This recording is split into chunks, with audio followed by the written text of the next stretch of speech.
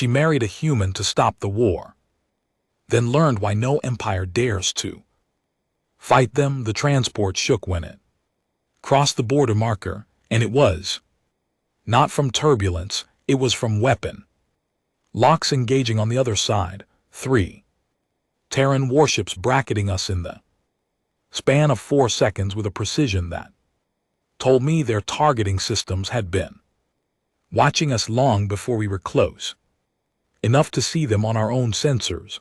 I felt it in the base of my spine before our pilot said a word.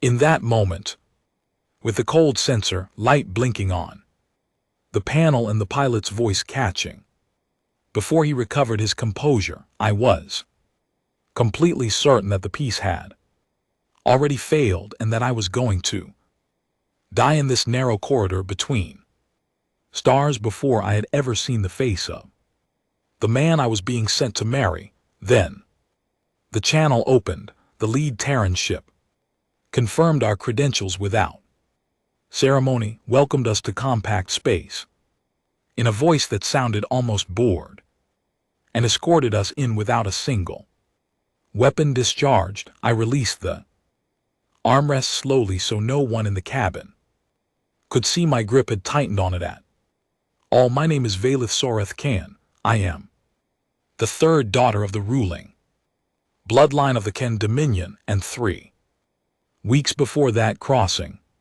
my father summoned me to his war chamber and told me I was being given away. He did not use those words, he used better ones. He said selected, honored strategic gesture of lasting significance. He talked about the historical weight of a dynastic bond between species. He said the Dominion needed a bridge between peoples and that I was uniquely qualified to be that bridge, which was his way of saying that I spoke fluent Terran Standard, had a reputation for composure under pressure, and was third in line for the succession, which made me valuable enough to mean something, but expendable enough that no one would lose sleep over placing me in an uncertain situation indefinitely. What he meant underneath all of it was this: 6 years of war had bled the Dominion dry. 3 of our finest fleet commanders were gone. The eastern colonies were within a season of serious food shortages. Supply lines we had built to sustain the campaign at the Reach frontier had been hit hard enough that repair was taking longer than anyone in the official briefings admitted, and the Terra compact had not broken, not in the first year when every projection said they would, not in the third year when we had pushed our advantage at KH Station and lost more than the campaign reports disclosed, not in the 5th year when their civilian population was taking rationing measures and our strategists had been certain the political pressure would force them to the table on our terms. They had come to the table, but not on our terms. They had come because they were ready to, and their terms were the ones that held. My father did not discuss any of this in the war chamber. He discussed the opportunity, the significance, the honor. He discussed my qualifications at some length. He discussed the logistics of the transition and the diplomatic mission I would be joining. He discussed everything except the fact that the Dominion had lost slowly and thoroughly, without anyone ever standing in an official hall and saying the word aloud.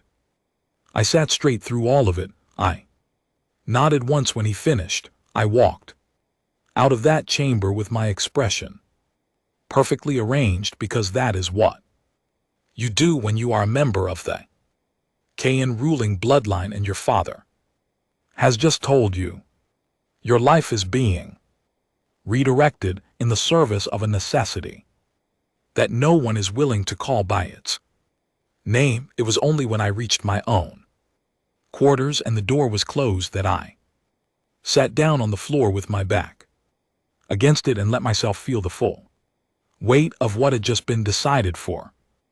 Me, a human, I was being sent to a human. I had never met one in person.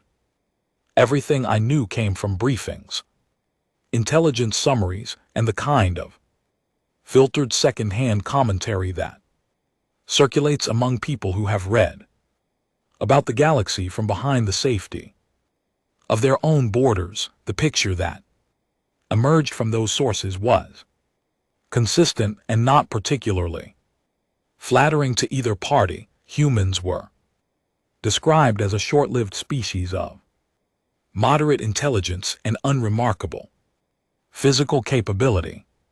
They had no collective genetic memory, no organized caste structure, no unified cultural framework that an outsider could use to predict the behavior with any reliability. They were adaptive, which in Cayenne diplomatic shorthand means you cannot depend on them to act the way you expect. They were called emotionally volatile, socially complicated, and surprisingly resilient for reasons that our analysts had never quite been able to model with satisfying accuracy, and they had fought the Kane Dominion to a standstill. That was the part I kept returning to. 6 years, our fleets were larger, our weapons more proven by centuries of deployment, our soldiers trained from adolescence in the structured art of military discipline.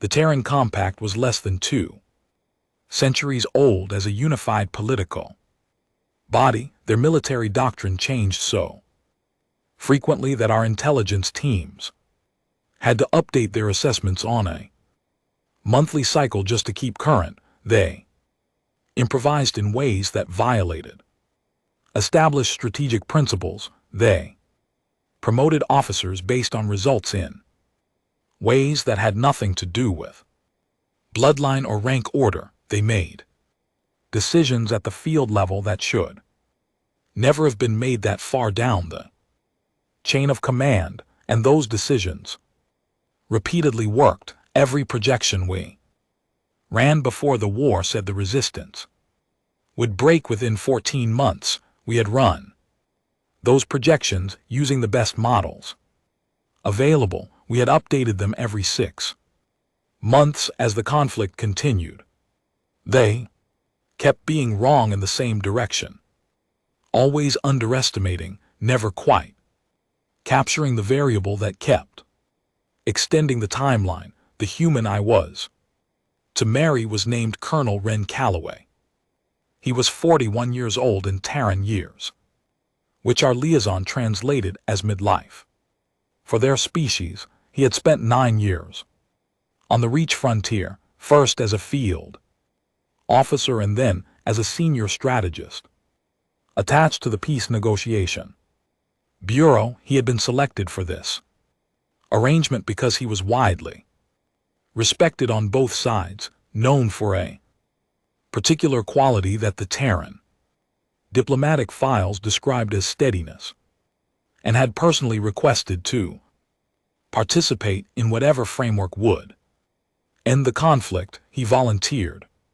A human officer voluntarily put himself forward to marry a Cayenne noble as part of a peace process. I could not decide if that was admirable or baffling. I was reserving judgment. The transport docked at Calloway Station, a Terran frontier outpost that had been converted to a joint diplomatic hub. It was smaller than I had expected, functional rather than impressive, built without the architectural weight the Dominion used to project authority. The corridors smelled of recycled air and something warm and unfamiliar that I would later identify as coffee brewing somewhere in the residential sections. Terran soldiers stood at attention as I came down the docking ramp. They were shorter than our honor guard at home.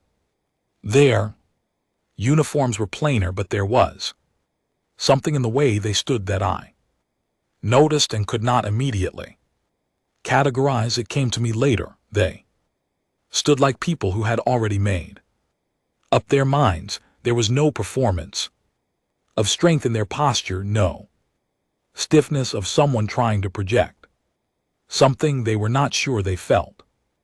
It was a settled quality, the way a wall is different from a person pretending to be a wall. They had simply decided what they were, and standing there was a natural extension of that. Ren Calloway was waiting at the far end of the corridor, his intelligence file photograph had not fully prepared me for the person it depicted. Photographs flatten people, remove the quality of presence.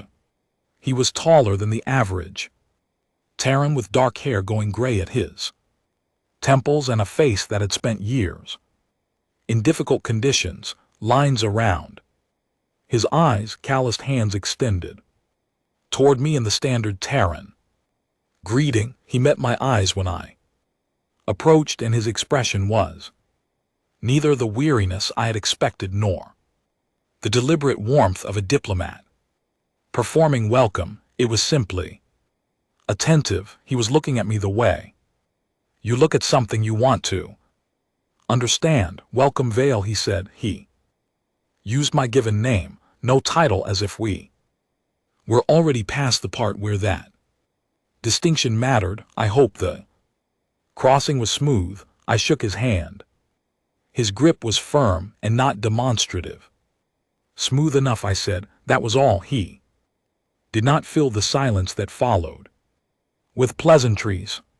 He simply walked beside me as we moved through the station, pointing out things I might want to know, making no attempt to impress me with anything other than the practical information he showed me to my quarters. Personally, the rooms were orderly and had been prepared with care. Along one wall, someone had placed a small shelf holding books and can script. He had researched what is to put there. He explained where things were, asked if I needed anything, and then paused at the door before leaving. Dinner is at the 7th hour. If you would like company, he said, if you would rather eat alone tonight, I will understand. You have traveled a long distances. He was offering me an exit from the first social obligation without making it seem like a failure. He was not assuming I would want to sit with a stranger after a long journey. He was giving me the choice as if it were genuinely mine to make. 7th hour, I said. He nodded and left without making anything of the answer. I stood alone in the room for a while and looked at the shelf of books. Then I looked out the window at the stars on this side of the border, which looked exactly as they did from home, and I tried to understand what I was feeling, which was harder to name than I would have liked. Dinner was simple, and he made it himself. He explained that he cooked when he could, because he found it settling. He had made something tan, a grain preparation, with vegetables and a sauce built from something I had no reference for. But he had also prepared a cannon-style broth, telling me without drama that he had read it was common in the coastal region where my family's estates were located. He had read that he had found that specific detail and then acted on it.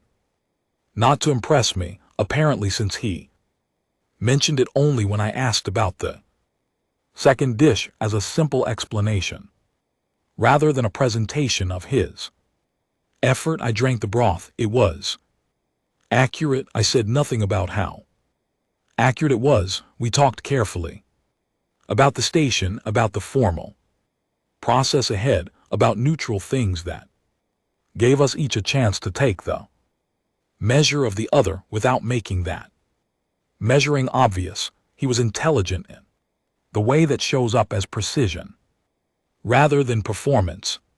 He listened well, and when he spoke, he did not waste words, At one point he rose to prepare something hot and returned with 2 cups, setting one in front of me. He told me it was called tea, that it came from a plant he grew in the station's agricultural section, and that I did not have to drink it if I preferred something else. I looked at the cup. I looked at him. I thought about the species our briefings had described, and I thought about the 6 years of conflict that description had failed to correctly predict, and I thought about this man who grew plants on a frontier military installation and researched coastal cuisine from my home region and offered exits before anyone had asked to leave. I picked up the cup.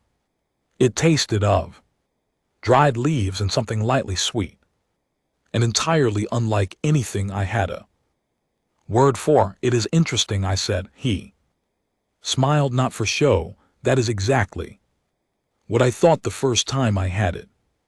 I went to bed that night still telling myself this was a cage I would find my way out of. I was wrong about that. I would not understand how wrong for a long time yet, but something had shifted, something too small to name properly, like a window opened, fraction in a room where the air has been still for too long. I told myself I was tired. I told myself the journey had made me too responsive to small gestures of courtesy. I told myself I knew precisely what this was and what it was not. I was wrong about all of those things too. The station woke before I did. I lay in the low dark of the first morning and listened to it, the quiet, settling sound of a structure that was different from anything I had slept in before. Kayan buildings hum. It is a deep, low resonance from our energy systems, something I had grown up with and never consciously registered until its absence made the difference audible. This station breathed through narrower passages, smaller sounds, air movement, footsteps lighter than I was used to, voices somewhere down the corridor, speaking an easy Terran standard, as if the walls around them were not military walls at all, just walls. I got up, dressed in the Kayan formal manner, out of a habit that had no audience here, and stood at the window with a cup of tea that had been left outside my door at some point before the station lights shifted to their daytime cycle. Still warm, no note, just the cup sitting there as if it had always been there, and someone had noticed it was missing. I drank it, watching the stars, and told myself the gesture was only a gesture.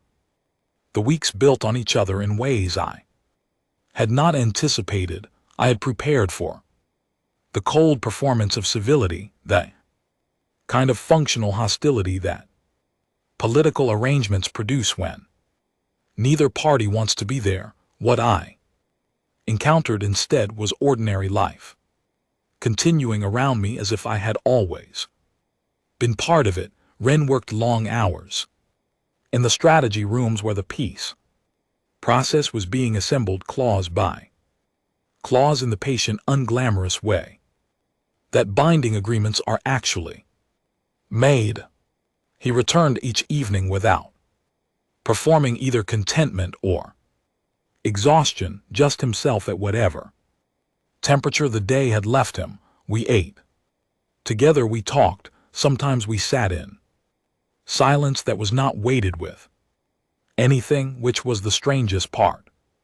In the Kayan tradition, silence between people of different standing carries hierarchy in it always. His silences were simply comfortable. I began to observe him as I had been trained to observe diplomatic subjects methodically, without revealing the observation. He read constantly, not just official reports, though he read those too carefully and in full. He kept a small stack of old paper books beside his chair and worked through them steadily.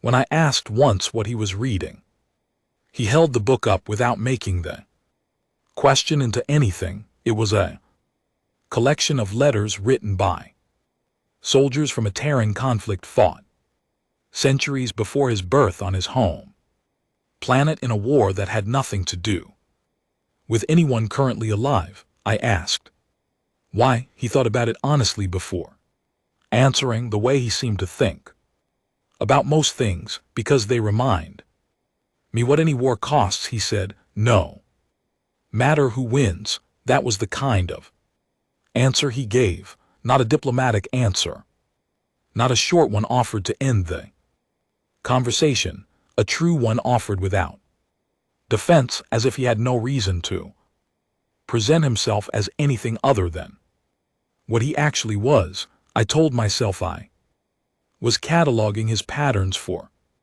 practical reasons. Understanding him was a strategy. Everything I was doing had purpose aligned with the Dominion's interest. I told myself this for several months. About 6 weeks in, something happened that I have returned to many times in the years since. Kayan diplomatic aide named Karen had been assigned to the station as part of the transition staff. He was from a mid-tier noble house and carried the particular attitude of someone whose career had been defined by being slightly more important than the people directly beneath him. He treated the Terran station staff with a contempt that was carefully calibrated to stop just short of anything that could be formally reported. I noticed it and said nothing, because in the Kayan system, you do not interfere with another noble's behavior unless your rank over them is significant enough to justify it. One afternoon in the shared conference section, Curran paid a comment about Ren attending a meeting to which he had not been formally invited. It was structured as a procedural question, precise enough to be deniable, but the tone was unmistakable. He was telling a Terran officer in public in front of a full room that he did not belong there. The room went still. I watched Ren. He sat down, the report in his hand. He looked at Karen with exactly the same attention he gave to everything else, unhurried, fully present. And then he said, influent and entirely unassented Kayan, that the standing order placing the senior compact liaison in all joint review sessions had been signed by both foreign ministers at the same hour the previous day, that he could have the documentation on the table in 4 minutes if a procedural challenge was being formally raised, and that otherwise he would prefer they begin, since there were 11 items to cover before the third session of the day. He picked up his report and opened the meeting. Karen said nothing. He filed a transfer request the next morning. He was gone. Within the week, I sat across from Ren that evening and thought about what I had witnessed in the Kayan tradition. Power is demonstrated loudly. Rank is announced, displayed, enforced through visible means. He had done none of that. He had simply been immovable quietly and completely, and the quiet immovability had been sufficient, more than sufficient. It had removed every option from the other side without creating confrontation that anyone could point to and escalate. I turned the word soft over in my mind that night, the word the Dominion used to describe as species. I looked at it from different angles. In the dark of my quarters, I found that it did not fit what I was watching, not at all. 2 months in, Ren invited me to a ceremony. He said only that it was important and that he would like it if I came, without explaining further, and that I was not obligated to attend. He was giving me the exit again, the way he always did. I went. It was held in the Station's largest open bay, a space normally used for cargo. Chairs had been arranged in long rows, and they were filled. Hundreds of Terran Station personnel in their dress uniforms, seated and quiet in a way I had not seen a military gathering be quiet before. There was no rigidity to it, no performance of discipline holding the room together. They were quiet because the moment required it, and they understood that without anyone having to say it. A speaker walked to the front. He was an older man with a carrying voice, and he read names. He read them one at a time, slowly, with a pause after each. After each pause, the room gave the name back in a low collective murmur, like an acknowledgement, like the room itself was confirming that the name had been heard. The names belonged to the dead, people who had served the compact and not come back. Some of the years attached to the names corresponded to the years of the war with my people. Young woman 2 seats to my left was crying. She did not cover her face, and she did not apologize for it. The man beside her put his arm around her shoulders without a word. No one looked at them. It was not strange to anyone present that she was weeping in a military ceremony. It seemed, looking at the faces around me, like it was the expected response, the right response. The room held her grief without embarrassment, because it was holding the same grief itself, each person in their own private form of it, and she was simply more visible than others. At home, a soldier who showed grief publicly at a formal ceremony would have been quietly removed, and the incident would not have been discussed. Public presentation was strengthened forward direction, and the next objective, grief, was something you managed in private so that it did not interfere with function.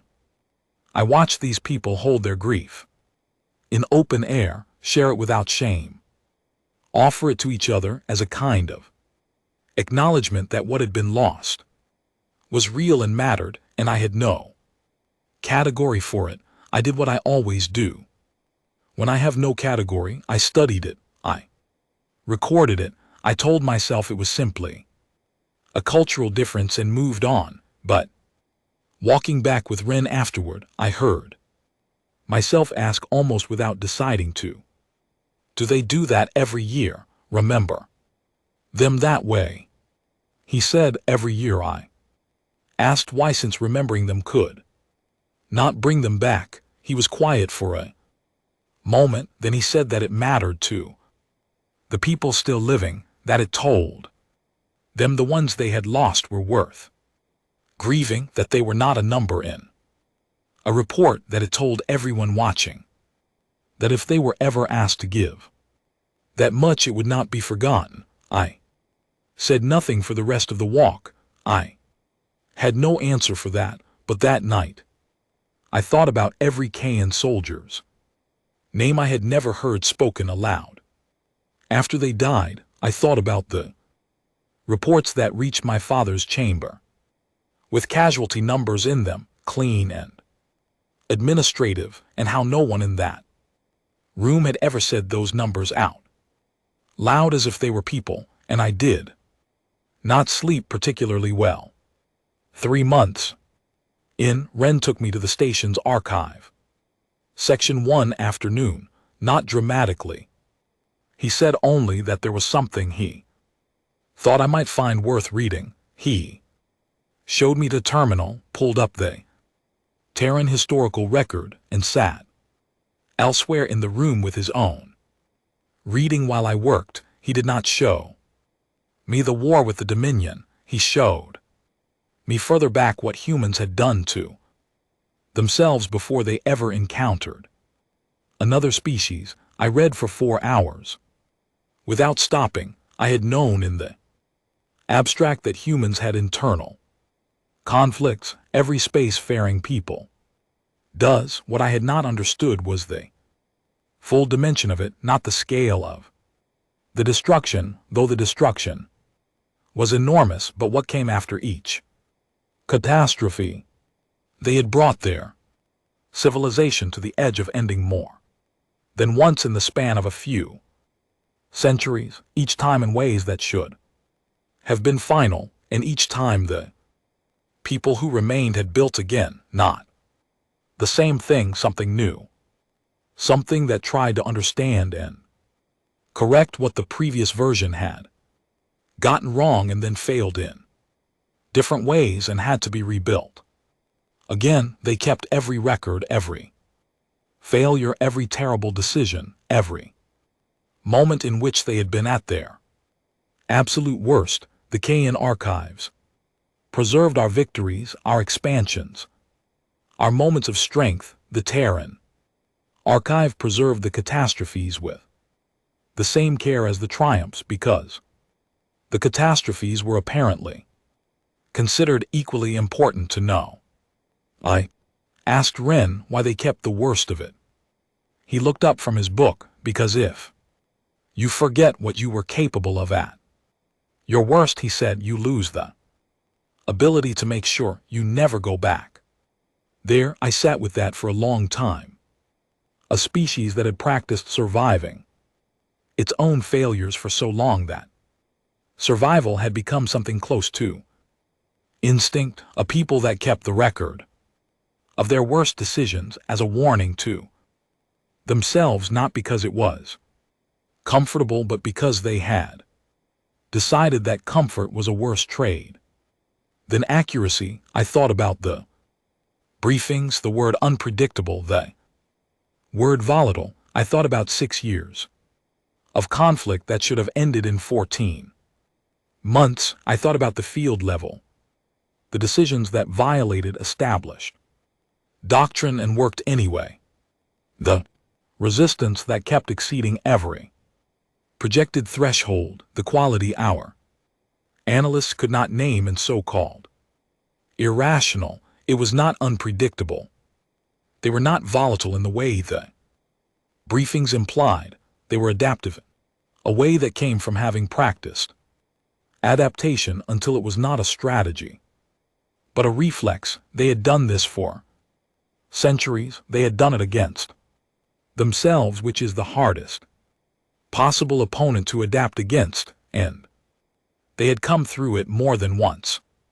What they had developed in that process was not something you could measure in a fleet assessment or a weapons comparison. It was something that lived inside the way they understood themselves, a sense of what they had survived before, held clearly enough that they could draw on it when they needed it.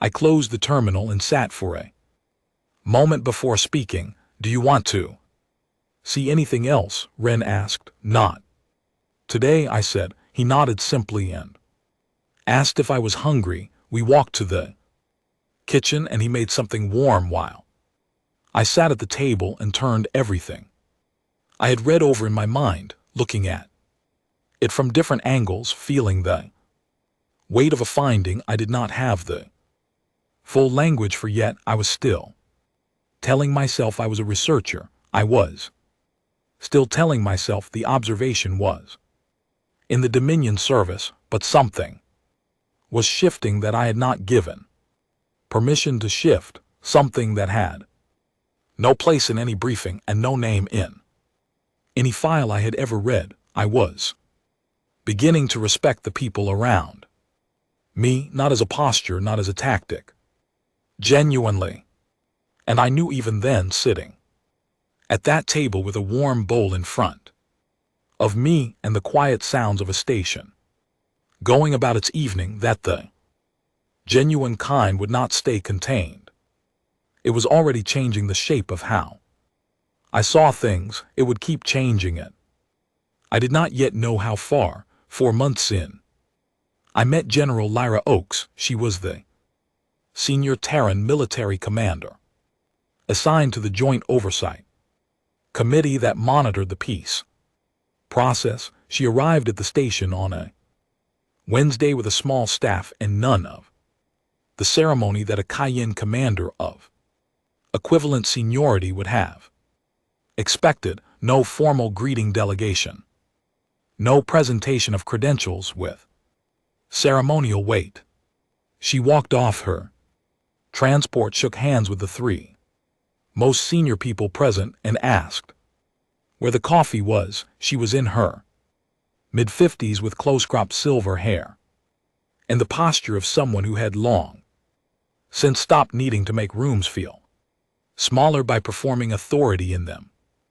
They simply felt smaller when she walked in because she was genuinely the most capable person in most rooms and had stopped needing to announce it. She had commanded the Terran Defense Forces in the Eastern Corridor for 3 years of the war. The intelligence file on her was thorough and accurate about her tactical capabilities. It was less complete about everything else when she was introduced to me at the committee's opening session.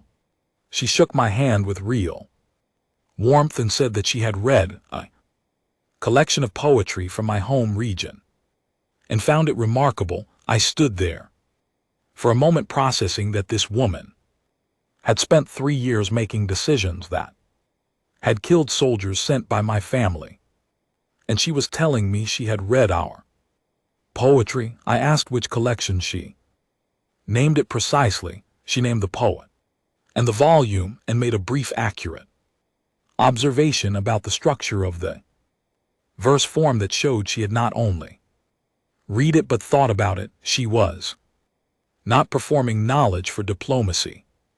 She had actually engaged with the work.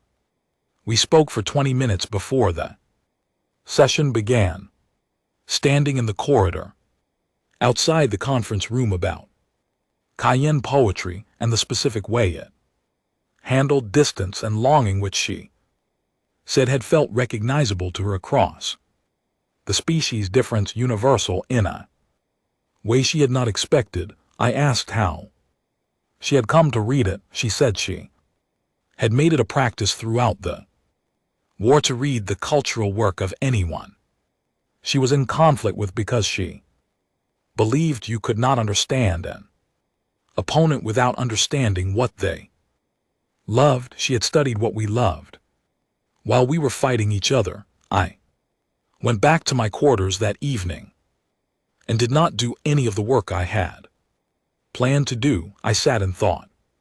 Instead, the picture forming in my mind was not wrong, but it was incomplete in a way that was becoming harder to ignore.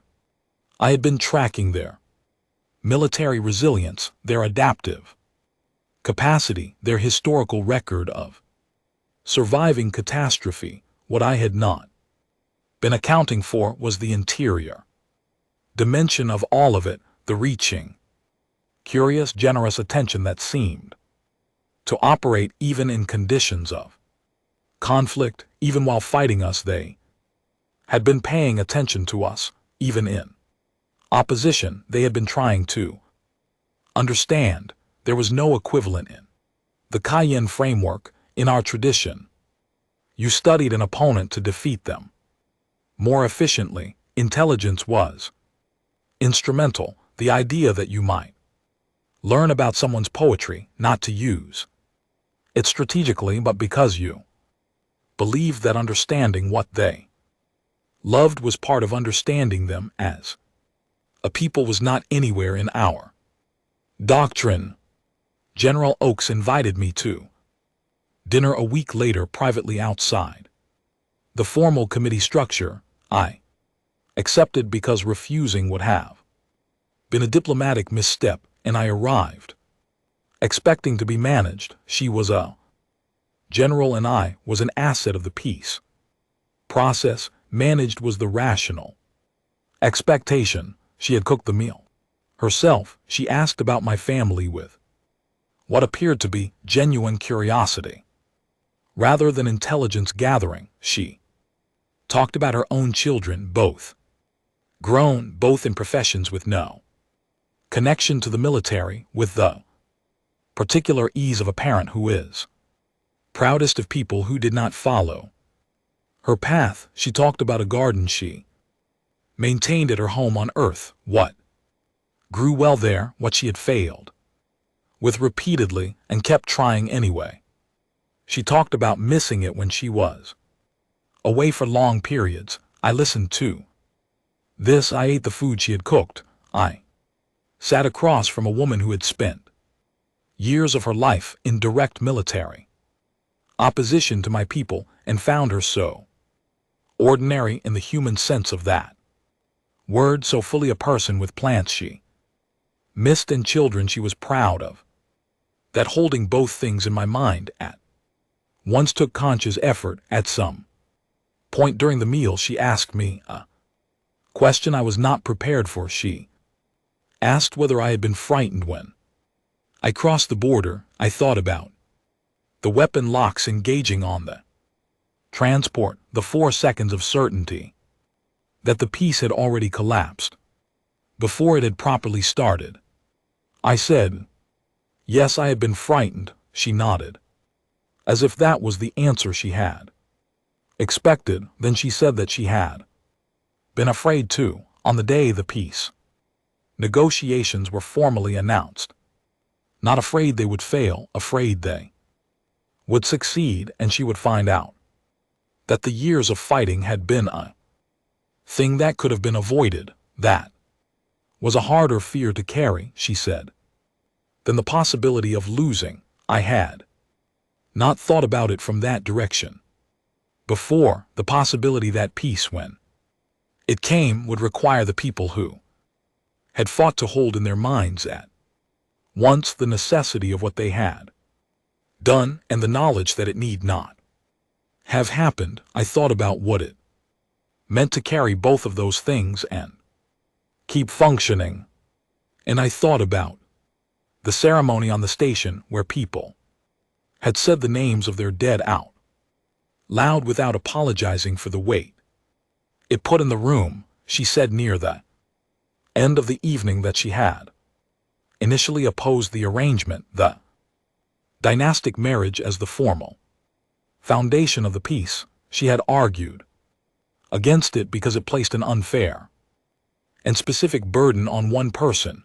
I asked why she was telling me. She said, because I should know that the argument, for it had been made on the grounds that I was capable of more than the burden, implied that I was not only a symbol, that I was someone who could participate in building what came after. She said, I hope they were right. I said, so do I. She smiled in the way that means someone means a thing rather than performing it.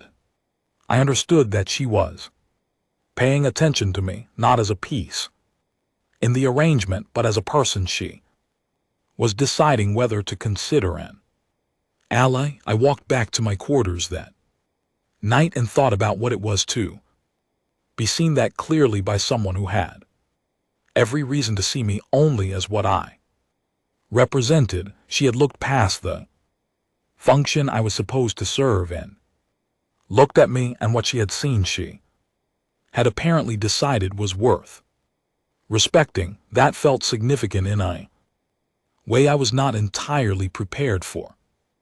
Over the following months I watched the Terran work on the peace process and understood something I had not from the briefings. The Dominion had been approaching the treaty as an enforced pause, something to be sustained until conditions shifted favorably.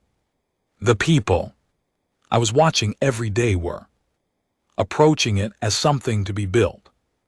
They were not pausing, they were constructing carefully and persistently, with the same patient attention that Rem gave to his plants, the kind of attention that expects results to come slowly and is prepared to keep working. Anyway, I began to understand that this quality was not specific to the peace process. It was how they approached most things. The same tenacity I had seen documented in the conflict briefings was operating here in the peace redirected but not fundamentally different. They had simply decided to build instead of hold, and they were bringing the same commitment to it. There were small moments in those months that I cataloged without knowing why I was keeping them. A junior Terran officer who had lost someone she knew at Kath Station and still showed up to every joint planning session and addressed the Kane delegates by name without edge or reservation.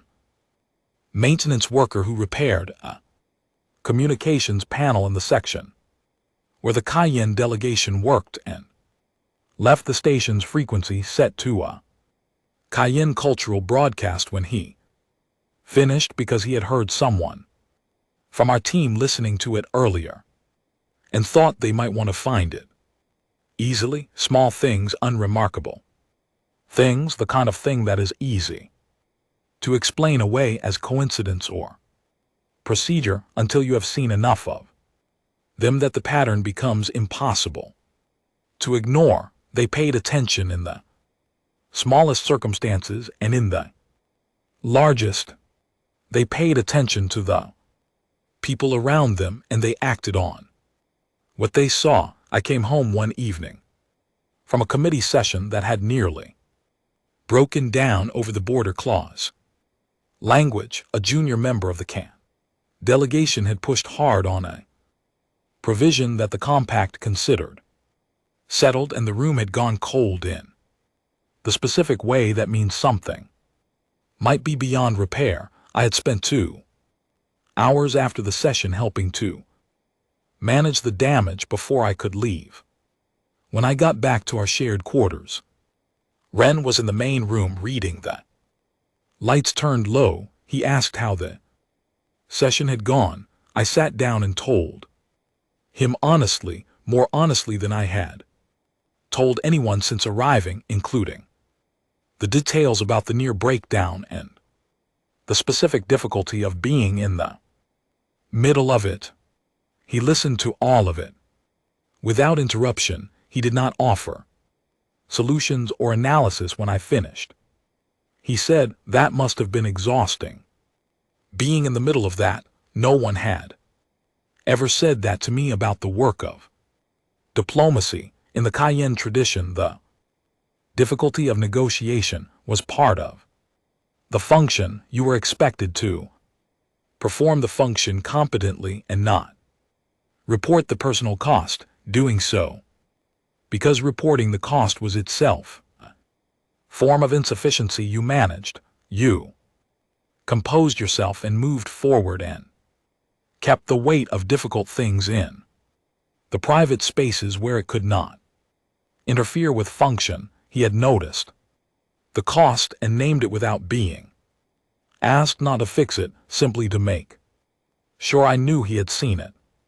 I looked at him across the low light of the room and became aware with a clarity that arrived without warning that I did not want to leave this place, not because the treaty required me to stay, because I had stopped wanting to go. I did not say any of this. I said the session had been manageable and I was tired. He said there was tea in the kitchen, went back to his book and did not make anything of it. I went to the kitchen and poured it myself and stood there with the cup in both hands, thinking about a decision I had been making without quite realizing it. I had walked into this arrangement looking for the exit and had at some point I could not precisely locate stopped looking, not because the exit had closed, because I no longer wanted it. That was not weakness. Weakness yields because it has no other option. What I was experiencing was a choice made gradually out of something that was simply true about what I had found here. The life in these rooms, the people on this station, the version of myself that was taking shape in this place, one that paid attention to what things actually were rather than what her category said they should be. The following week, Ren invited me to the agricultural section. For the first time, he had mentioned his Plants often enough that I had a picture of them in my mind, small and precise. Something he maintained in the intervals between the things that actually occupied his time. The reality was different. The agricultural section occupied 3 connected rooms and was considerably more than a hobby. He had built it over years. The station's log showed starting with a single grow light and a container of soil approved for indoor cultivation and expanding it, request by request whenever a supply transport had room for something he needed. He grew food not decoratively, food that supplemented the station's supply rotation and that he shared freely with the kitchen staff and anyone else who asked. He grew earth herbs and small vegetables in the tea plants which occupied a full corner of the second room and required particular attention, temperature and humidity that he had solved with a series of modifications to the station's environmental controls that the maintenance team had eventually stopped questioning. He walked me through it the way he walked through most things, carefully, without performance, naming plants and explaining their particular needs as if these were simply useful things to know. He showed me a variety of tomato he had grown from seeds sent by his mother Hare, who kept a garden outside a small city on Earth's northern continent, and there was something in the way he said his mother and the small city and the seeds that made the distance between here and there audible in a way it had not been before he had made this place. He had grown it from intentions and patience and small practical decisions over years, and what he had made was something alive and producing and genuinely useful in a station at the edge of a war zone. I thought about what it meant to do that, to commit to tending something long-term in a place where the future had been genuinely uncertain, to plant seeds that would take months to produce anything in a situation where the conflict on the other side of the border could at any point have changed what a future month looked like for everyone on this station. I asked him if he had ever thought the garden might not matter, if there had ever been a point during the war years when he had looked at it and wondered what the point was. He thought about it the way he thought about things. He wanted to answer honestly. Then he said no, that tending the garden had been the clearest thing he had during the years when everything else was uncertain, that it had been the most direct available evidence that there would be a future in which the things you planted today would still be growing. That certainty, he said, was not nothing. It was actually quite a lot in a season where certainty was not otherwise available. I stood in the agricultural section surrounded by plants he had tended through 3 years of a war that had been centered partly on decisions made by people in my family's war chamber, and I thought about what kind of person plants a garden in a war and tends it with this quality of care and attention. I thought about what it said about where their hope lived. People who kept growing things in difficult seasons, who kept tending life in conditions that could have made tending seem futile.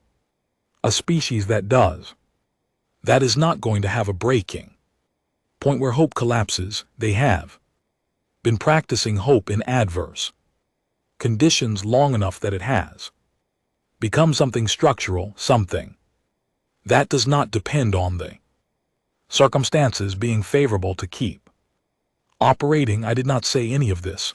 I asked the name of a particular herb, and he told me and showed me how to tell when it was ready to use, and we spent another hour among his plants before returning to the rest of the day. But I Kept thinking about it long after we had left the agricultural section, long after the day had moved through its ordinary hours and come to its ordinary close. I was still thinking about a man who planted things in a war zone and expected them to grow, who had been doing it for years, who had never considered that it might not matter.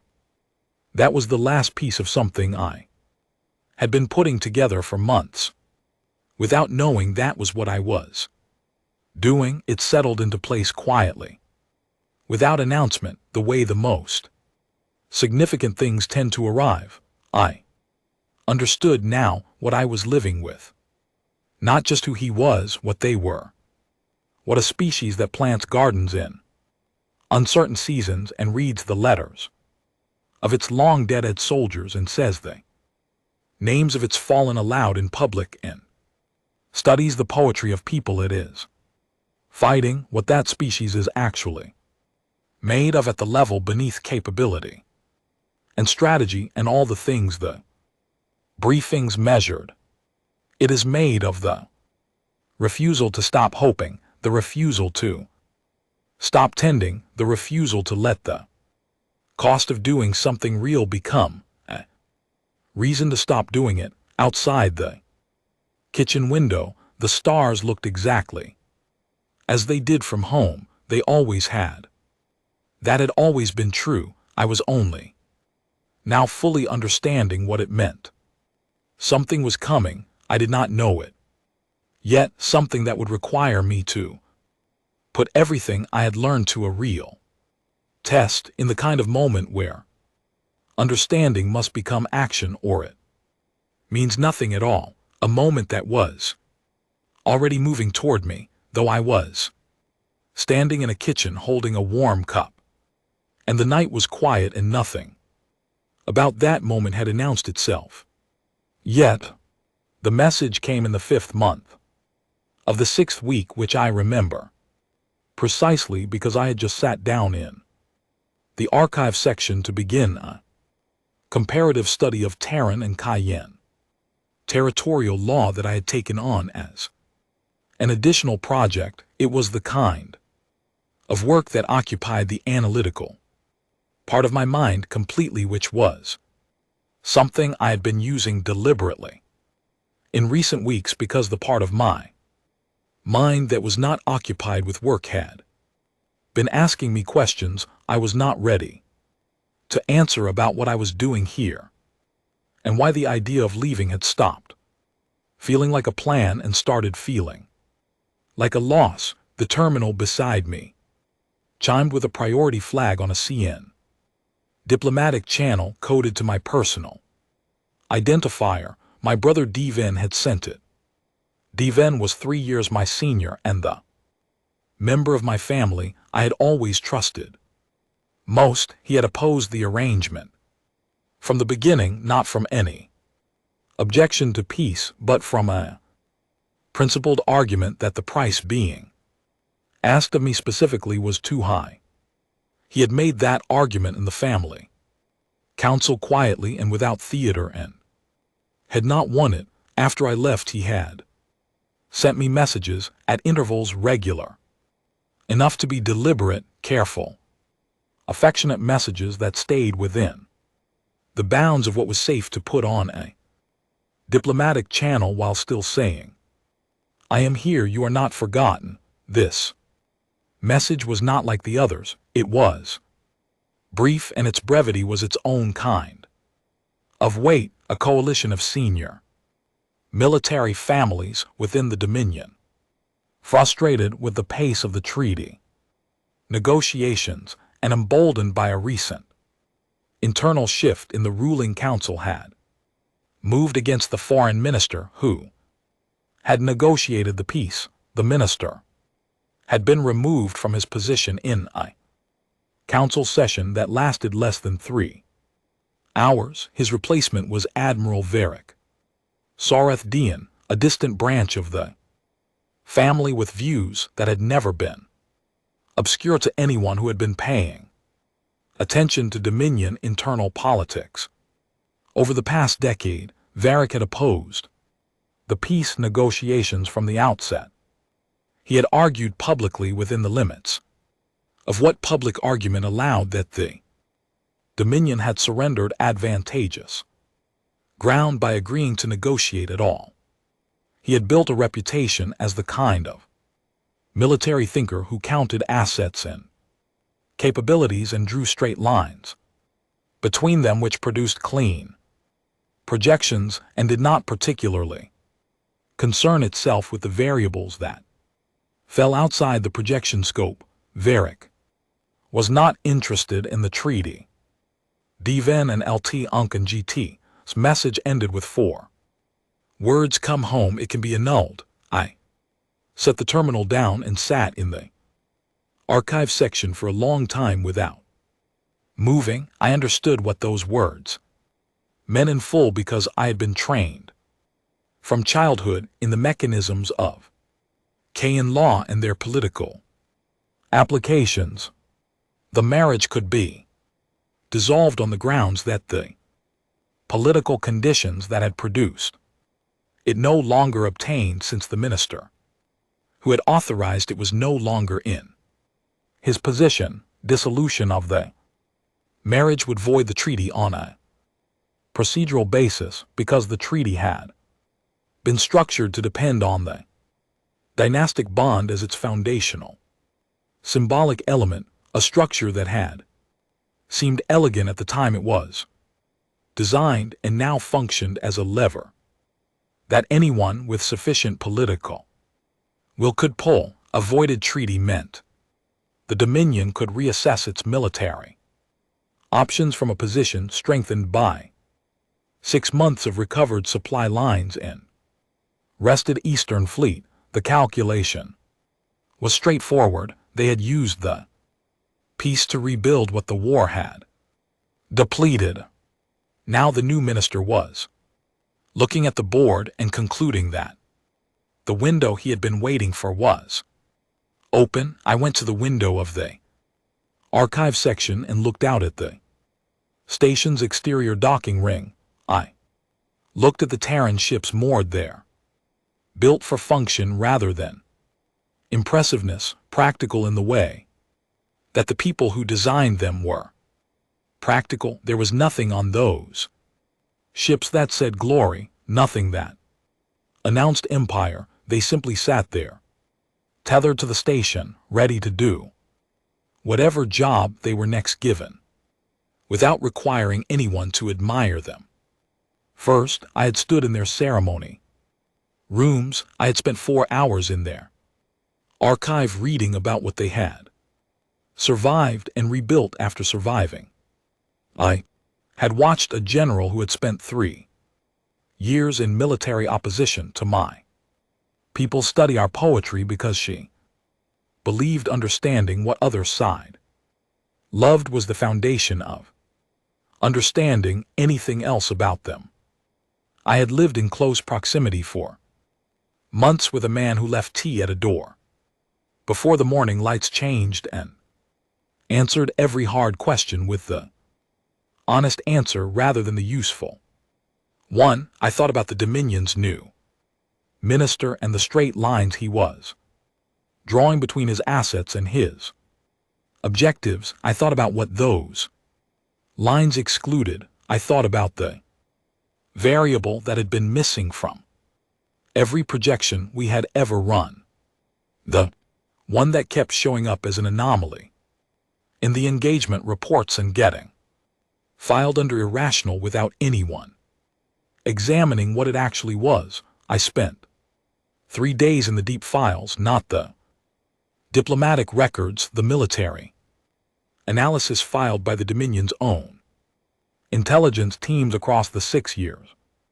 of the conflict. I read every engagement report that documented a moment when the projected Terran resistance threshold had been exceeded.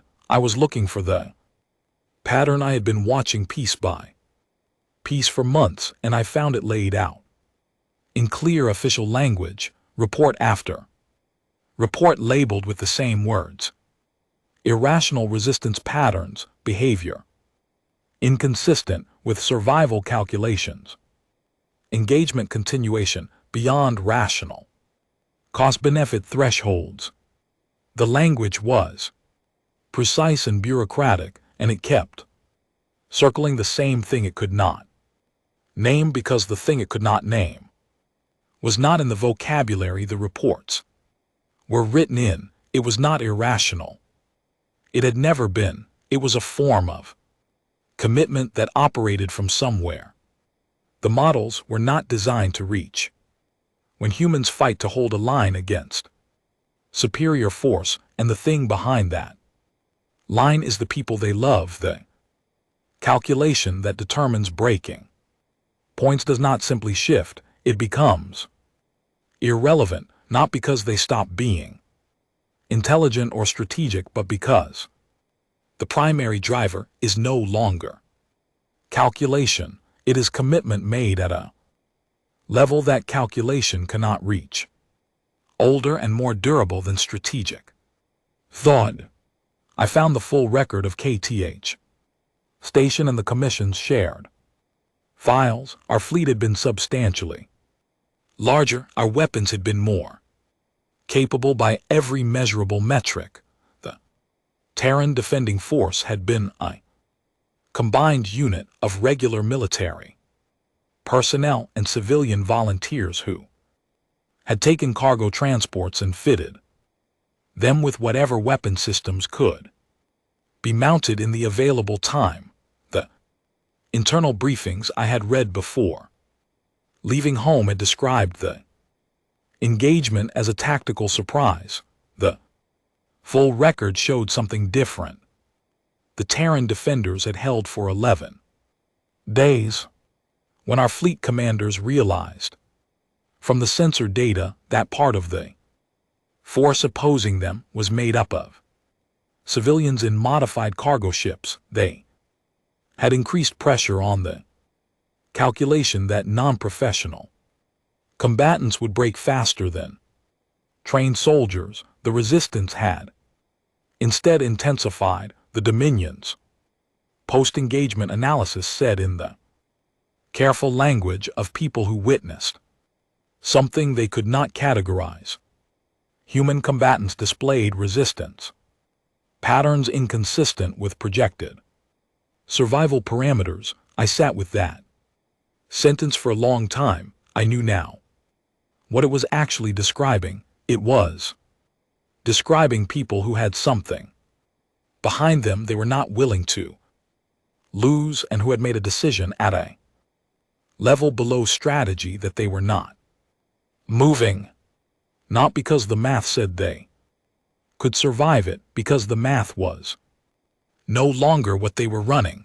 The Dominion had spent 6 years looking for the breaking point, the place where the accumulated cost would exceed the value, and the rational choice would be to stop. They had never found it because the breaking point they were looking for did not exist in the way they were looking for it. The force they were fighting was not running a cost-benefit analysis on survival. It was running something else, something built from commitment to specific people in specific places, and that kind of force does not have a threshold that can be reached by accumulating cost. I put the KTH station file down and opened the next one. There were dozens like it.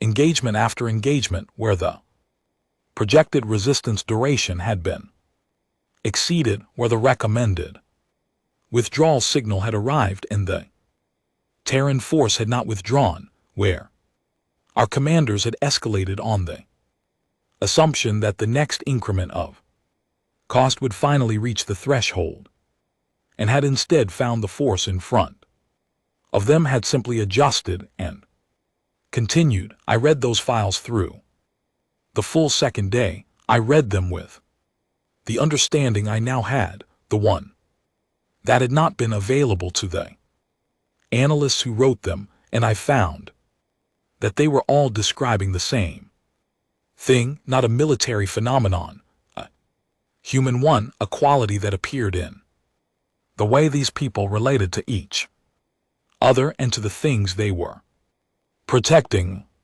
a quality the military files called irrational because their vocabulary did not contain the correct word for it. The correct word was love, not in the soft private sense, in the structural sense, in the sense of the thing that produces commitment that does not yield to calculation, because it was never produced by calculation in the first place. On the evening of the second day, I went back to our quarters and found Ren reviewing documents at the table. I sat across from him and did not say anything for a while, and he read his documents and let the quiet be what it was. After a time, I told him I had been reading the commission files about the engagement record, that I had read the KHTH station analysis, the full one.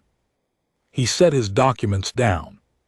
I told him I wanted to understand something, not tactically, not strategically. I wanted to understand what it had actually been like from the Terran side during those 11 days. He was quiet for a moment, then he said he had not been at the station itself. He had been at a command post 2 sectors away, receiving the sensor data and the communications transmissions in near real time. He said there had been a point on the 4th day when the signal traffic from the station slowed in a way that made everyone at the command post believe the position had fallen. There had been approximately 40 minutes when they were operating on the assumption that it was over. Then the station had come back on comms.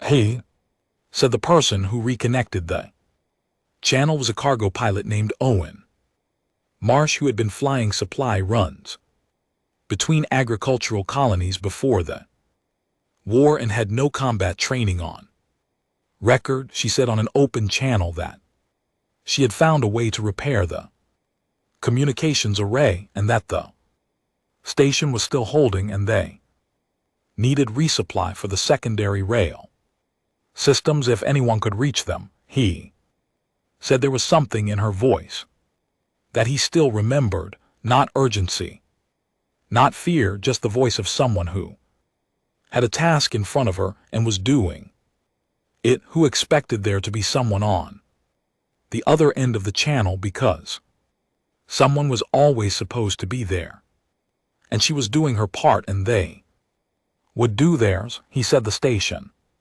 held for another 7 days after that call. He picked up his documents again when he finished. He did not add anything to it. He did not need to. I sat there in the quiet and thought about a cargo pilot who had repaired a communications array on the 4th day of an 11-day seat and expected someone to answer who had probably never thought of herself as particularly remarkable, who had simply done the next necessary thing because it was the thing in front of her and trusted that the people on the other end would do theirs. I thought about the names I would find in the casualty records, the names that were not there because those people had survived, and I thought about what it meant that a species produced people like Owen Marsh in the ordinary course of its civilian life, not trained soldiers, not people who had been specially prepared to hold a military position against superior force, just people who had decided in the moment that this was what was needed and they were going to meet it. That I understood was the variable, not the weapons, not the doctrine, the people and the quality that connected them to each other and to the things they were holding the line. For you could not measure that in a fleet assessment, you could not model it. In a projection, you could only discover it the way our commanders had discovered it, which was by running into it at a cost you had not planned to pay. I came to that understanding clearly on the Third morning, sitting alone in the archive section with the files open.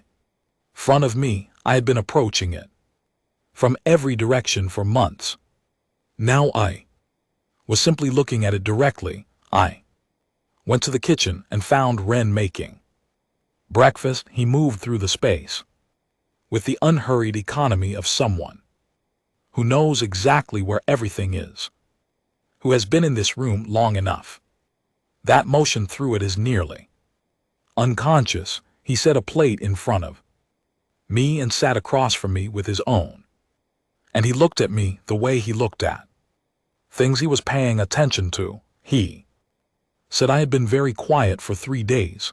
I told him about the message. I told him what the political change meant and what Deven was asking me to do. I told him plainly without softening it, because I had long since stopped performing composure for him and was not sure I would know how to start again, even if I wanted to. He set his cup down when I finished. He asked what they were asking me to do. I told him the kitchen was very quiet, the station's background sounds continued, the breath of it, the small mechanical life of a place that never fully sleeps, entirely indifferent to what was being decided in that room. At that moment he said, "What do you want to do?" Not what did the Dominion need, not what was the right political choice or the strategically rational response. What did I want? I looked at this man. I thought about every file that had called his species soft, short-lived, chaotic, unpredictable. I thought about 11 days in modified cargo ships. I thought about a general who had read our poetry during 3 years of fighting us. It's because she believed that understanding what we loved was the place where understanding us actually started. I thought about names spoken aloud in a ceremony because people had decided their dead deserved to continue existing in the world in some form. I thought about what would happen if the Dominion restarted the war. More years, more names, more cargo ships full of people who had decided to hold a line, because behind it were people they loved, and more of my people's ships, discovering too late and at too high a cost that the breaking point they had calculated for was simply not there. I had been making this decision for months. I simply had not known I was making it until this moment gave it a name. "I'm not going home," I said. Ren looked at me for a long moment. His expression did not change in any dramatic way, but something settled it, something that had been waiting. "What are you going to do instead?" he said. I told him. I transmitted that same afternoon, not to the Dominion's new minister, not to my father, not to the formal political hierarchy that had sent me here and was now summoning me back. I transmitted to every Kayan noble house that had signed its name to the original peace agreement, every family that had sent a representative to the negotiations, every lord and elder and council member who had been in the room when the Dominion decided to stop fighting. I invoked the right of the bound witness. It is an old provision in Kayan legal tradition written centuries ago when the Dominion was still a land-based civilization designed to protect negotiators at risk of being silenced by political changes at home. The law held that the testimony of a person who had been formally placed in a diplomatic bond could not be suppressed or invalidated while they remained alive. It had not been used in living memory, but it had never been removed from the books because the Kayan Dominion considers its legal traditions a mark of civilization, and removing old laws raises questions about what you are trying to forget. I had found the provision 3 weeks earlier while working through the comparative territorial law. Study, I had noted it in the margins of my notes without fully understanding why.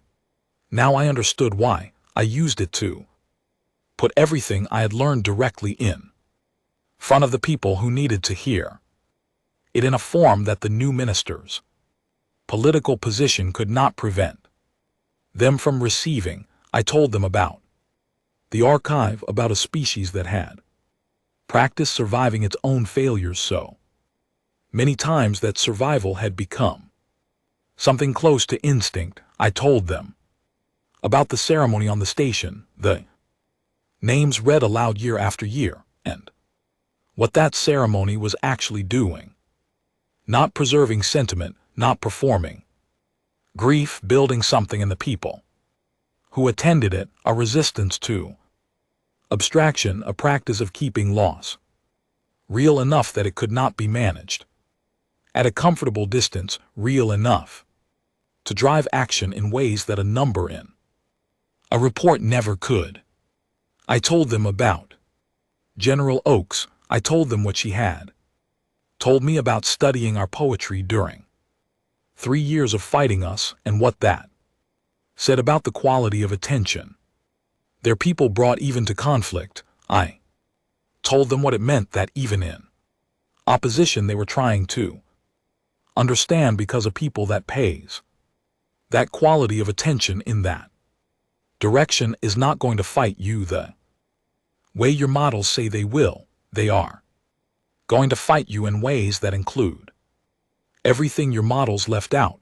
And then I told them about KTH Station, not the internal briefing version, the full account from the Commission's files. I told them what the defending force was actually made of. I told them what the sensor data showed. I told them what our fleet commanders had concluded when they identified civilian volunteers in modified cargo ships and had decided that such people would break faster, and I told them what had happened instead. I was specific, I was precise, I did not soften any of it, and then I read the names. I had found them in the Commission's casualty records, every civilian volunteer who had died at KTH Station during those 11 days. I read each name into the diplomatic channel, one at a time, with a pause between each one. The pause was deliberate. It was the same pause the ceremony used, the space in which the weight of each specific person could land before the next name was spoken. I was alone in the archive section. There was no room to say the names back to me, but I said them anyway because I had come to understand that the practice was not about the response, it was about the act, about refusing to let a person become a statistic by the simple act of saying their name in a space where someone was listening. I made the noble houses of the Ken Dominion listen to those names. I made them hear in the space of that transmission the specific people that the Dominion's war had ended. I do not know how many of them had ever done that before. I know now that some of them had, not because they told me later that it was the names that reached them in a way the tactical argument could not. When I finished, I explained what the new minister's plan would cost, not in fleet casualties or supply projections, in the actual terms, the terms that the models never measured. Another engagement with a species that had held a station for 11 days in modified cargo ships because the people behind that station were the people they loved. Another 6 years of looking for a breaking point that did not exist in the way the models said it should. More names on both sides that would be read aloud at ceremonies for the next century, and in that reading would become the foundation of the next generation's commitment, making the force they were building stronger with every loss rather than closer to the threshold. I sent the transmission and sat back in the chair and looked at the ceiling of the archive section for a long time. The door opened. Ren came in and sat beside me. He had heard some of it through the open channel, maybe most of it. His expression was the one he wore when he had processed something significant and was giving it the space it required before he spoke. He asked if I was all right. I considered the question seriously. I had just defied my family, invoked a 200-year-old legal mechanism, transmitted classified analysis to the noble houses of the Dominion without authorization, and read the names of Terran casualties on a Kayan diplomatic channel. I had done all of it in the name of a truth I had arrived at by living among people I had been raised to consider lesser, and I was sitting in an archive section on a frontier station waiting to find out if it had been enough. Ask me again in a few hours, I said. He nodded. He went to get 2 cups of tea and came back and sat beside me again, and we waited together, not performing anything, not speaking more than was necessary, just present in the room while the galaxy decided what it was going to do. There is a particular quality to waiting when the outcome matters this much, and there is nothing more you can do. The active part is finished. The transmission was sent and could not be unsent. The legal mechanism had been invoked and was moving through its channels at whatever speed those channels operated, indifferent to how the people at either end were feeling about the pace. There was simply the room and the 2 cups of tea and the sensor terminal showing the slow movement of ships at the edge of detection range, and the sound of the station existing around us as if this were any other evening. I had not eaten anything since the morning. Ren got up at some point without comment and came back with food and set it beside me, and I ate it without tasting it, which was the first time in months I had sat at a meal without paying attention to what I was eating. He noticed and said nothing.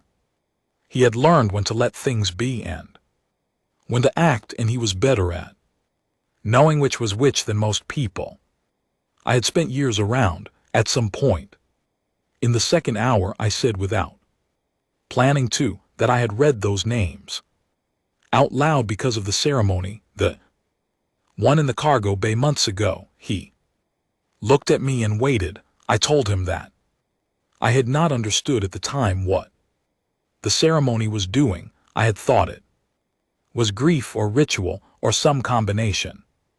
But reading those names into the diplomatic channel, I had understood that it was actually a technology, a way of making what had been lost, specifically enough to matter to people who had never met any of the people in question, a way of making the distance collapse between the person making a decision and the people that decision affected. I said that the Dominions, nobles who heard that transmission, would not be able to think about restarting the war as a calculation on a board anymore. They would think about specific names, and once you have specific names, the board changes. Ren was quiet for a moment, then he said that Owen Marsh had done something similar in her way when she opened that channel on the 4th day at KTH station. She had made herself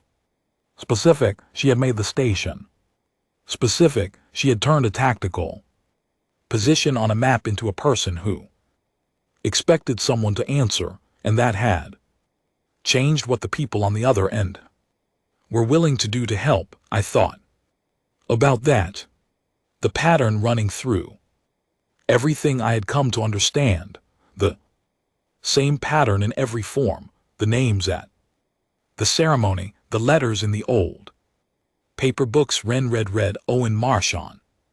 The open channel, the archive with its honest record of catastrophe and survival, all of it different expressions of the same fundamental commitment to keep the specific human cost of things real and present and impossible manage into abstraction to insist on the particularity of people in conditions that were always pushing toward treating them as data. That was the technology, not the ships or the weapons or the adaptive command structure, though all of those had their own qualities.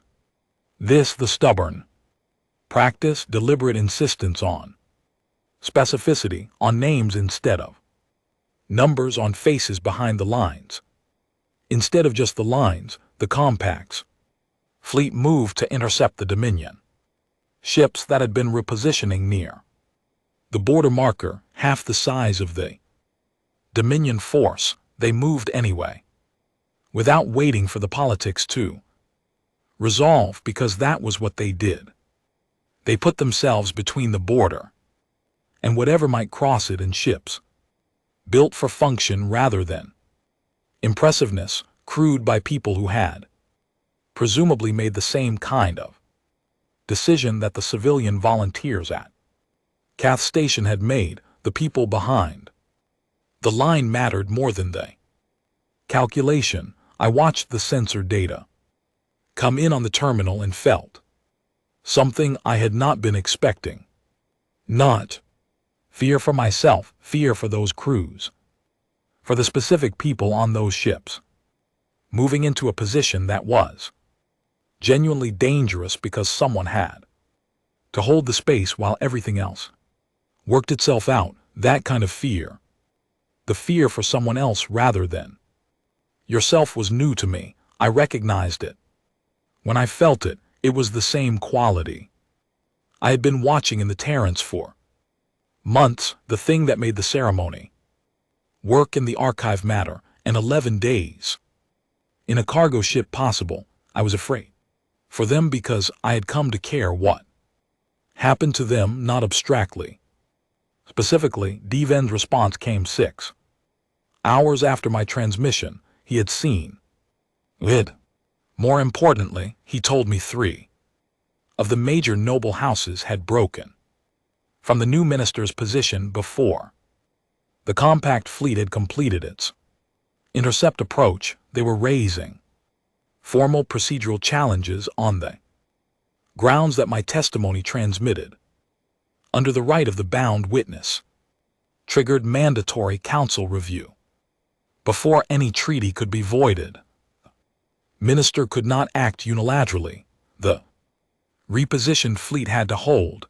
The war did not start. It came close enough that I felt it in my body, a tension that sat in my chest for several days before it fully released, but it did not start.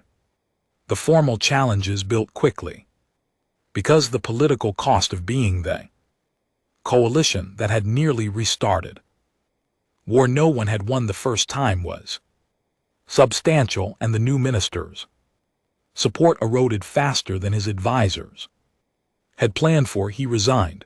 My father appointed a replacement who had been part of the original peace negotiation and understood what had been built and what it had cost to build it. The treaty held. A Dominion senator arrived at the station 2 weeks later as part of the formal review committee. She was precise, careful, from a family known for political judgment. She requested a private meeting and I agreed. She sat across from me and went through what I had done without editorializing, the way someone lists facts when they are deciding how to feel about them. Then she said, "You understand what you did?" I said yes. She listed it precisely.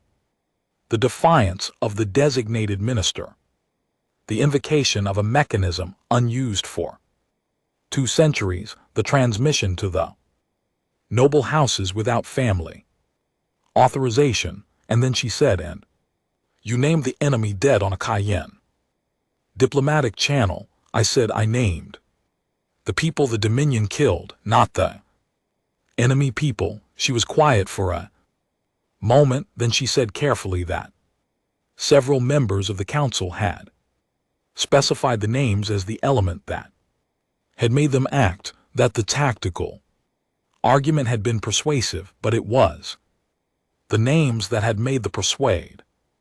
She left without saying what she personally thought about any of it. I did not need her to. I sat alone for a while after she was gone.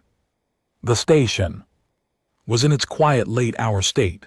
The small sounds of it, the settled air, the sense of people sleeping in the spaces around me, the whole ordinary life of a place continuing because the thing that might have ended it had not. Ren found me. He brought tea, sat beside me, and handed me a cup without making anything of the gesture or waiting to be thanked for it. We sat in the quiet for a while, and then I asked what he thought came next. He said the treaty would be ratified fully, the border protocols would be established, trade agreements would follow slowly because the important things always moved slowly. People would begin to move between the two sides in ways they had not been able to for 6 years.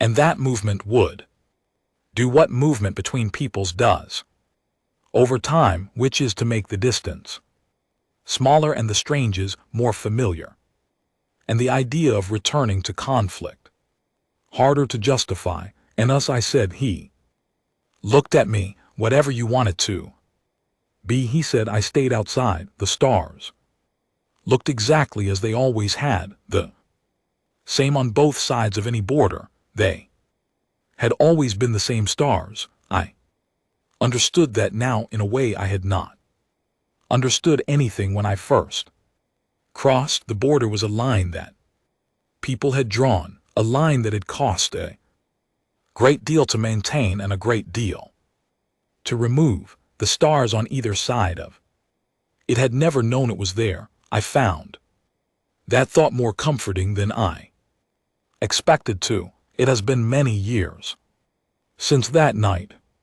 I am not young anymore by any measure that matters, and Ren is older still in the way that humans age, which has never stopped being a particular kind of awareness, not grief exactly, but a steady consciousness of clock that run at different speeds, and how little that has ever mattered to the actual texture of the days. He moves more carefully now. He takes the mornings more slowly. He still goes to the garden before the light fully arrives, which is a real garden now with a window that faces a real sun on a small planet at the edge of compact territory where we have lived for the past decade. He still grows the tea himself. Some things do not change because there is no reason for them to.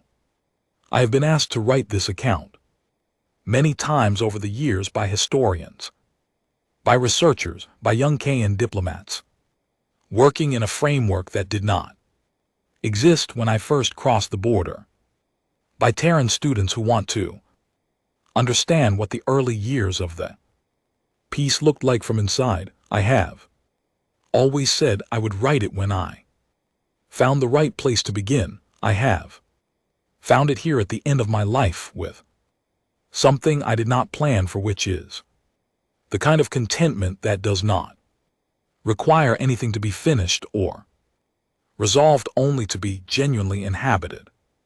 The galaxy is not resolved. There are still conflict, still border disputes, still the ancient and unfinished problem of different peoples trying to share a universe that seems large enough until it is not.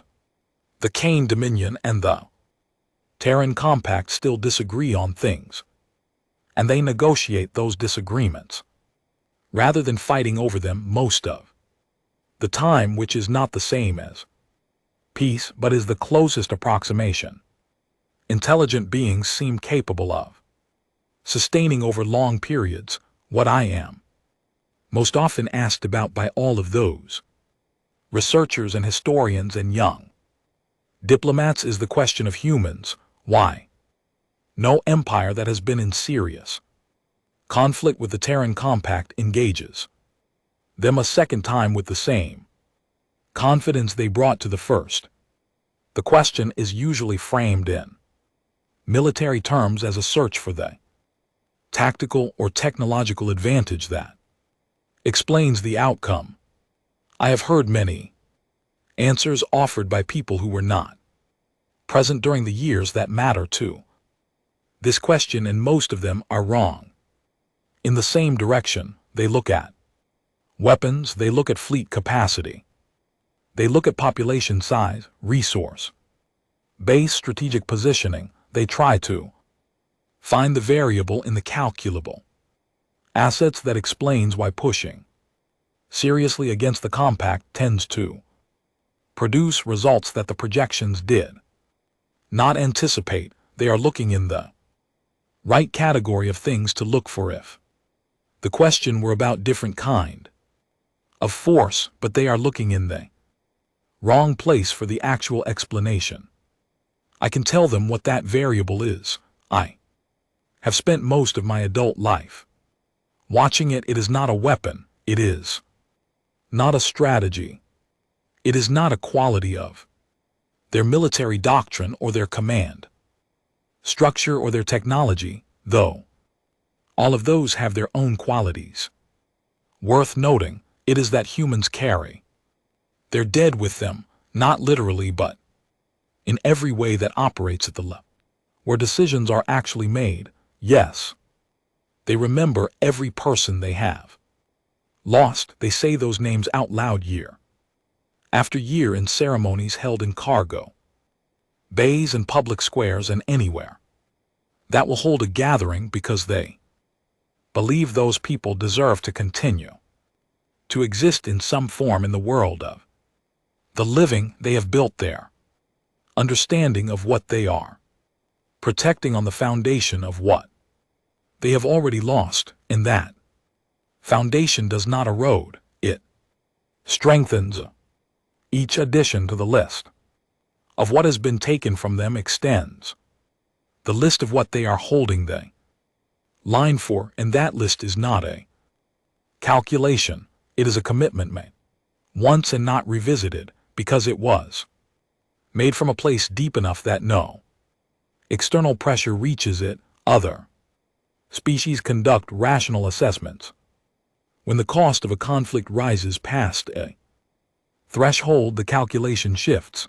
The projected gain no longer justifies the projected loss. A strategic mind concludes that the objective is no longer worth the continuing price and finds an honorable exit. This is how intelligent beings are supposed to behave, and for most species it is how they do behave, and it is not a weakness. It is functional. It prevents unnecessary loss and allows civilizations to redirect energy from conflict to construction. Humans do this too. They are entirely capable of rational strategic calculation. They are not reckless, not collectively, not the ways that would make them self-destructive. What changes when they are fighting for something they love rather than something they want is that the rational assessment is no longer the primary mechanism driving the decision. Something else takes its place, something that does not engage with cost-benefit analysis, because it was never operating on that framework to begin with. It is a commitment rather than a calculation made from a place that is older and more durable than the machinery of strategic thought. The analysts called it irrational. That word was wrong, and it was wrong in a way that mattered, because using the wrong word for a thing prevents you from understanding it. Irrational means without reason. What they were observing was not without reason. It was beyond calculation, which is different. The reasons existed. They were simply reasons that no intelligence methodology had been designed to measure, because the methodology was built to measure assets and capabilities and projected thresholds, not the weight of names carried by people who have decided that certain things are not subject to revision. Love is not in a military projection. Grief is not in a strategic assessment. The specific weight of standing at a ceremony year after year and saying the name of someone who is gone and having the room say it back in understanding in your body what that weight means and what it obligates you to. This does not translate to a number that any model can process, and so it gets left out, and the model is always wrong in the same direction, always underestimating, always confused by the resistance that exceeds what the survival logic predicted. I think about the Dominion's analysts and the word they kept using: irrational resistance, patterns, behavior inconsistent with survival calculations. I think about how close they came to understanding it and how far they were from understanding it. At exactly the same time they were seeing the right phenomenon. They were measuring the gap accurately. The projected threshold was here, and the actual behavior was there, and the gap was real and consistent and appeared in engagement after engagement. They simply had no framework for what was producing the gap, because the thing producing it was not anywhere in the framework they were using. It was not a military variable, it was a human one. I want to tell you about the morning of the transmission specifically because there is something in it I have not told many people. After I finished reading the names, I sat in the archive section for a long time before I moved, not because I was afraid of what came next, though it was because of what I had felt while I was doing it. I had learned the names from a list in the Commission's casualty records. When I began reading them into the diplomatic channel, they were still, in some sense, abstract names on a list, recorded in someone else's language. People I had never known, but somewhere in the middle of reading them, in the space of some ordinary name, a Terran name with no particular distinction, something shifted. I heard the name as a person rather than a data point. I felt, for a moment, the weight of that person's particular absence in the world, and then I felt it again with the next name, and the one after that, and each name after that for the rest of the list. That was what the ceremony had been doing, the thing I had watched without fully understanding it that first time. It was not ritual, it was not performance, it was a practice for making grief real enough to act on, specific enough that you could not manage it at a distance or contain it in a number. It was a technology for keeping the weight of what had been lost close enough to matter, close enough to drive the kind of action that the weight of a number never would. I had been taught that grief was private, that public expression of loss was a failure of composure, a weakness in the structure that composure was supposed to hold in place. I sat in the archive section after the transmission and thought about what it had cost to be right about that for my entire life, and what it had cost the people around me, and what had been unavailable to me. Because of it, I had read names aloud in a room by myself without anyone present to say them back, and I had felt the ceremony work anyway, because it was not about the room, it was about the act of saying the name and making it real and letting the weight of it land. I understood then why they did it every Year, it was not for the dead. The dead were past needing anything. It was for the living to keep them in contact with the weight of what was at stake, to prevent the drift toward abstraction. That makes the cost of war easier to accept in a war chamber when it is expressed as a number rather than a name, a species that does that year after year, generation after generation, is not going to have a breaking point. That looks like the breaking point you are designing your campaign to find. Because the breaking point you are designing your campaign to find is the point where the cost exceeds the calculation, and these people are not running that calculation in the first place. They are running something else, something built from every name they have carried, and it does not have ceiling that can be reached from outside. That is the answer to the question. It is not complicated. It is only difficult to see if you are looking in the wrong place. I have told it to researchers. I have told it to historians. I have told it to young diplomats in the first years of their careers, sitting across from me in the comfortable rooms of an institute that exists because a treaty held. I tell it simply the way it is, because the simple version is the true version, and the true version is the one that does any good.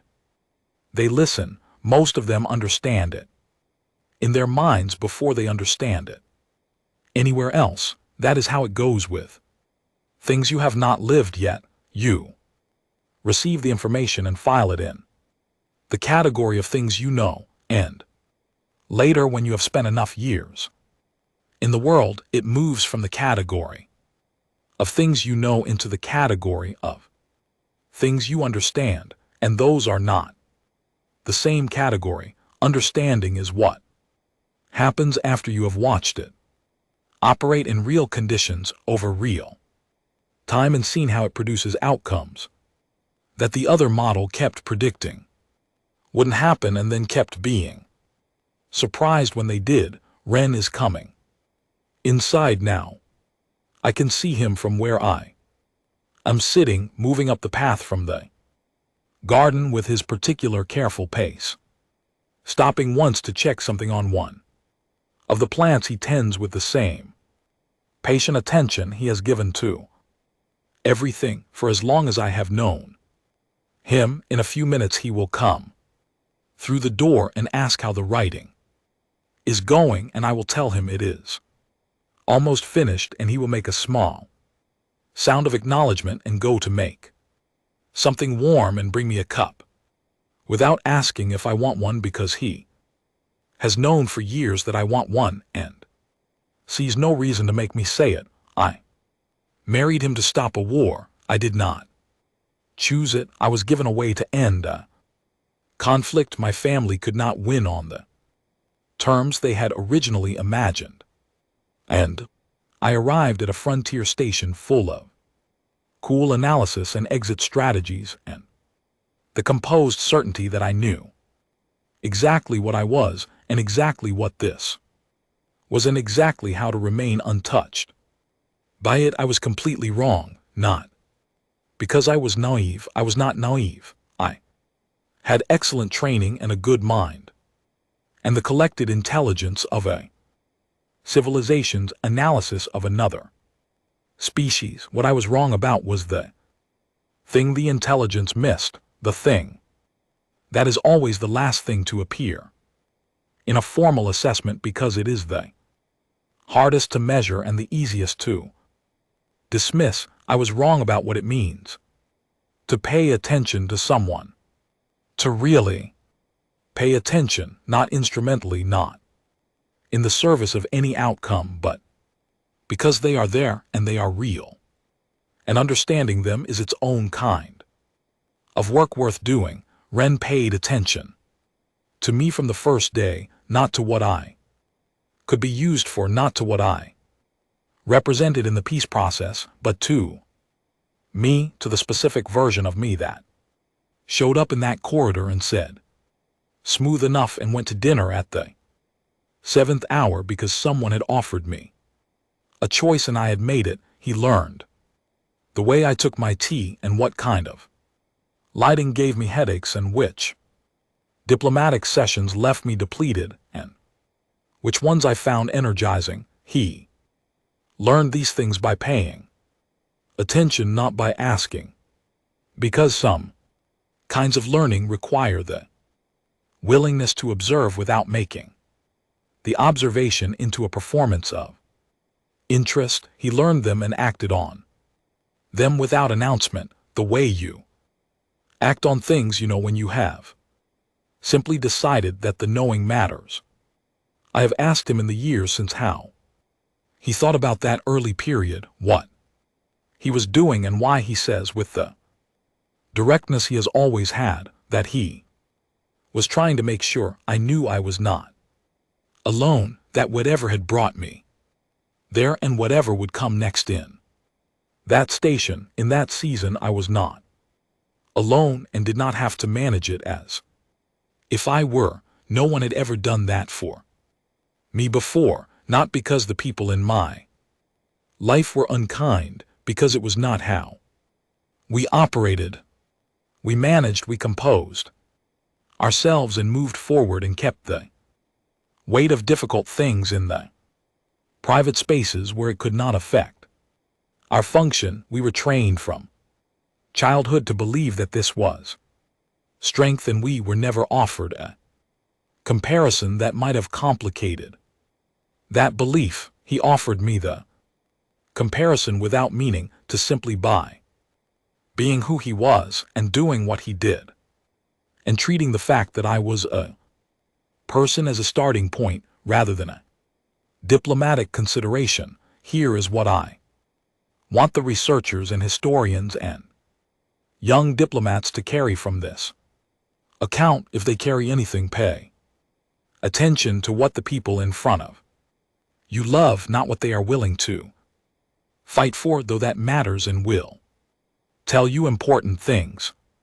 Pay attention first to what they love in the ordinary texture of their lives, what they tend carefully, what they remember without needing to be reminded, what they've returned to when the day has been hard, what they offer to someone they are still learning to trust. That is where the real information lives, not in the capability assessments, not in the military projections, in what a person plants and tends in a station greenhouse when they could choose not to bother, in what they read when no official document requires it, in whether before the lights have changed in the morning they leave something warm at a door for someone they are still in the early days of knowing. I understood humans when I understood that last one, not